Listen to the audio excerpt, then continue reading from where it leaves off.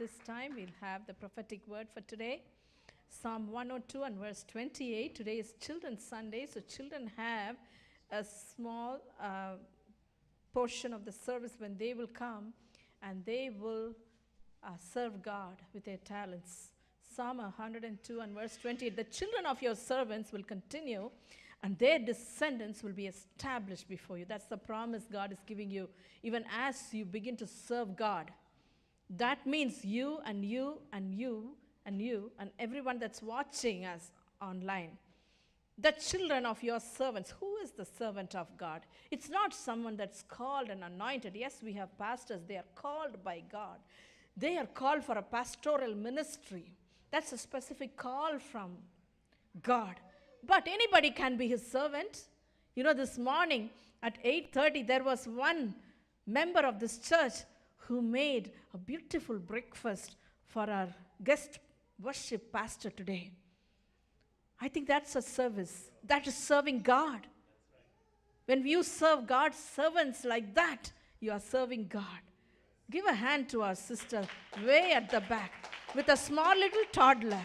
Beautiful, healthy breakfast with fruits and everything. I could not have imagined for a healthier breakfast than that. Give another hand for our sister. She's the one that has a baby in the stroller. That's a servant of God.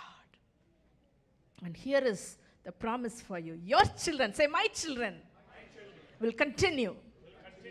There are many times, servants of God wonder if their children will ever continue what they are doing. But here is the promise for you.